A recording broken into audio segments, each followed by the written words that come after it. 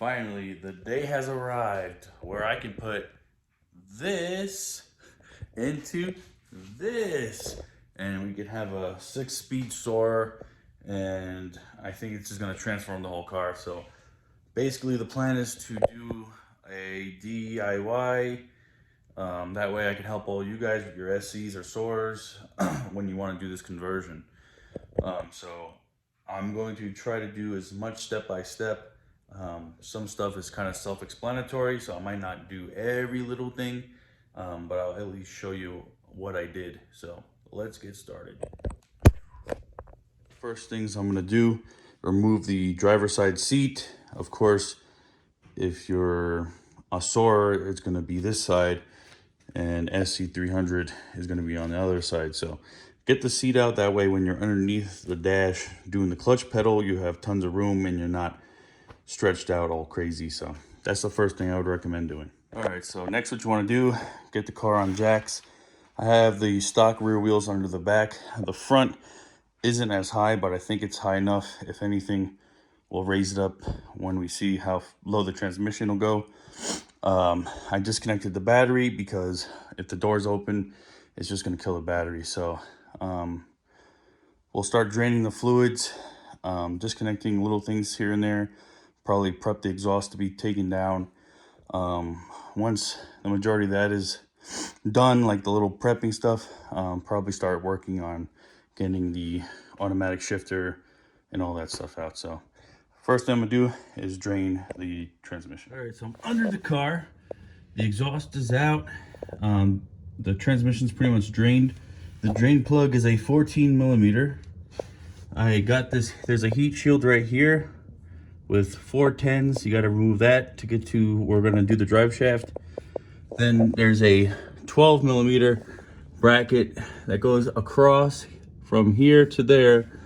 That needs to be removed. Pretty sure the drive shaft, it's a 17. So you're gonna need a 17 here, and I think that's a 14 for this bracket. After that, the drive shaft should come out. So I'm gonna work on getting the drive shaft out. Hopefully the transmission doesn't leak anything out the back. It might, but we're getting closer and closer, and it hasn't even been that long.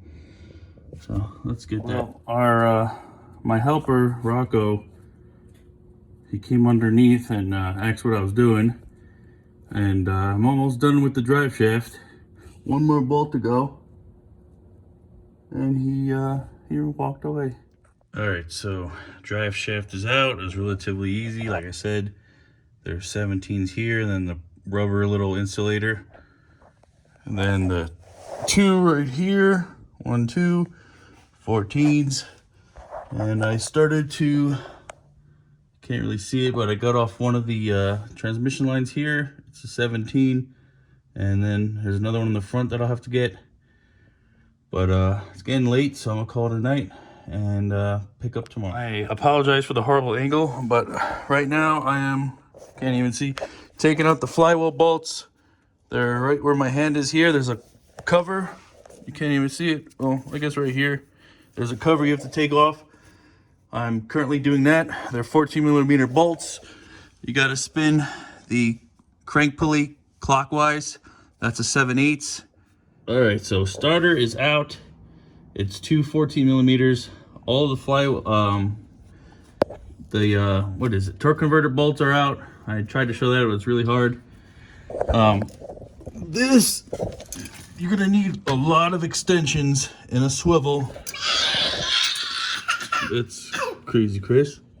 You're gonna need a lot of swivels and whatnot to get to where the starter is, because it's, you see where that hole is that one and one above it, and you got to go here through the bracket on the side to get to it. So it's kind of a pain.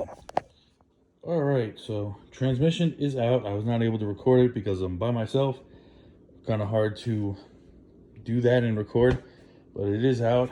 And the floor, as you can see, is full of transmission ATF. There's the torque converter that leaked everywhere. But anyway, since I didn't really get to show you, You need super long extension with a swivel to get these tops and all the sides. All of these bell housing bolts are 17s. The ones towards the bottom are 14s. So what we need from this is the front bell housing, which is this bolt, this bolt, this bolt. All the bolts on the outside pretty much. And that we'll put on an adapter that will go in here after this is cut. But I still have some disassembly. I gotta get the flex plate out, and I need to get the automatic shifter out. I'm gonna start by getting that out because I don't feel like getting dirty and then going in the car, so I will do this and then I'll do that. I still gotta take out my transmission cooler, remove the lines that won't be needed, and we'll be done with the disassembly, and finally we'll put it back together. All right, so it has come time to remove the interior trim. So first thing I'm gonna do, remove these two screws, and that should make it so I can remove this. And then this just pops out.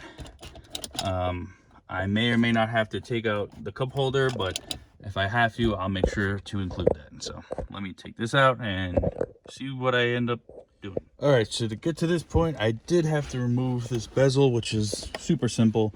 The cup holder, you basically just pull up, and then all these screws that you see missing here need to be removed. There was 4 screws here to get this shifter plate out. There's hazards, and I think this is for the air conditioning.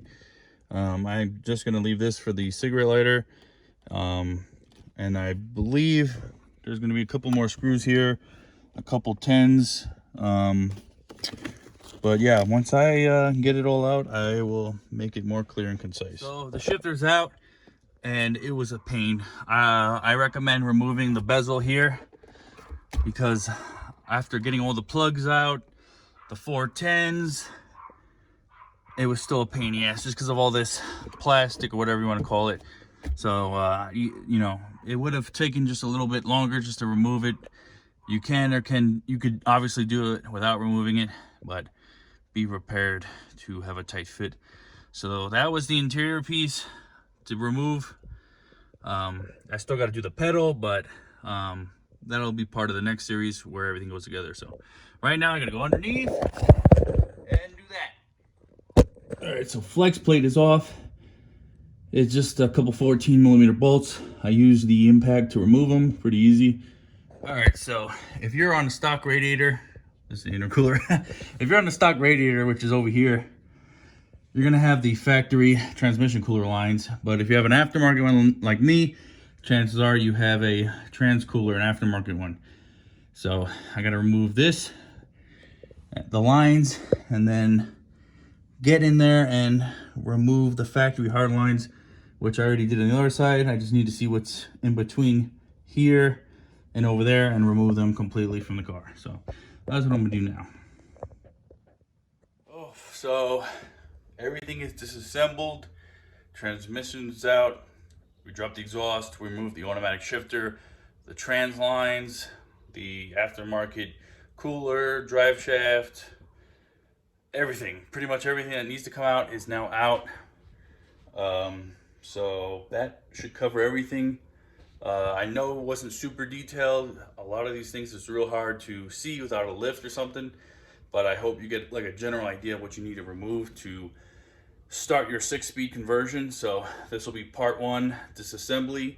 If you have any questions about what I did or how to do it, or any kind of tips or tricks or whatever that I didn't include, just feel free to comment it or DM me on Instagram, jzchris92. If you like the video, please like it. Subscribe if you're new. Till next time, later.